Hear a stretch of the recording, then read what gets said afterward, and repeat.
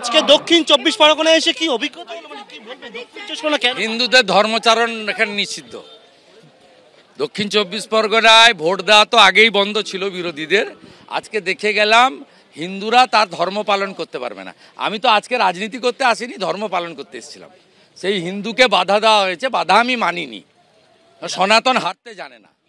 বিভিন্ন জায়গায় যেন পুলিশ উপস্থিত, তার মধ্যেই জমায় পুলিশ দাঁড়িয়ে করাচ্ছে। আমার ওই যে সরকারের বুলেট প্রুফ গাড়ি পুরোটা দেখুন দাগে ভর্তি। এই যে গাড়িতে আপনি ছিলেন, মানে আমি এটাই ছিলাম না, বুলেট প্রুফে ছিলাম। এটা আমার নিজের পার্সোনাল গাড়ি, আমি এখান থেকেই নিয়ে নিব। আমি এবারে মানে কার্যত পাকিস্তান হয়ে যাওয়া, সেখান থেকে বেরিয়ে যাচ্ছি এখন। এটা তো আর নেই, এটাতে হিন্দুদের হাতের বাইরে চলে গেছে। বাংলাদেশি মুসলমানদের, রোহিঙ্গাদের নাম বাদ চলে যাচ্ছে, তাই টার্গেট করছে ভারতীয় জনতা পার্টিকে। এবং আমার উপর তো রাগ আছেই ওদের।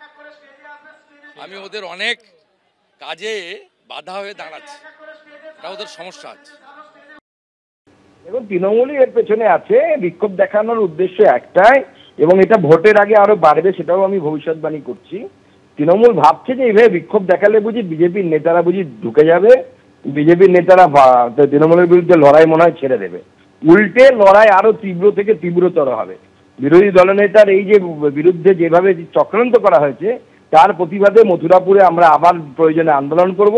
প্রয়োজনে আমিও যাব সেখানে, এবং দেখব যে কত বিক্ষোভকারীর কত দম আছে। তিনি রাজনীতি করতে চেয়েছিলেন যে কথাটা বলে, সেটাকে তো 12টা বাজিয়ে দিয়েছেন লুঠের রাজনীতিতে গিয়ে, এবং তৃণমূলের নেতা হয়েছেন, তারপর ধান্দা পোষায়নি বলে বিজেপিতে গেছেন। এখন হিন্দু ঐক্য, তাহলে মানুষ না হিন্দু না মুসলমান, তারপরে হিন্দুর মধ্যে উঁচু না নিচু, এ অনেক তো দেখলাম বিজেপি এবং RSS এ। ওরা কি হিন্দুদের পক্ষে থাকে? না, হিন্দু ধর্মের পক্ষে নয়, ওরা হিন্দুত্বের রাজনীতি করে, বিভাজনের ধ্বংসের রাজনীতি করে। উনি আসলে হিন্দুদেরকে আহ্বান করছেন যাতে বিজেপি এবং RSS এর রাজনীতির ধ্বংসাত্মক অবস্থায় বাংলাকে নিয়ে যাওয়া যায়। বাংলা কখনো তা মানবে না, মানুষ কখনো তা মানবে না।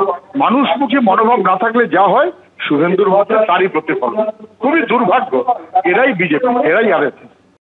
থেকে সব জায়গায় যাওয়ার অধিকার আছে বলে মনে করি। আমরাও কালী পুজো করতে যাই, যে কেউ যেতে পারি। দিদি তো আবার কালীর চোখ টুকু আঁকে, আরো আমাদের বড় ধার্মিক লোক। এটা করা উচিত না, প্রত্যেকের পুজো মণ্ডপে যাওয়ার অধিকার আছে, এটাই জানি। কয়েক লক্ষ বাংলাদেশি মুসলিম এখানে ঢুকেছে, তাদের নাম ম্যাপিংয়ে লিঙ্কে হয়নি।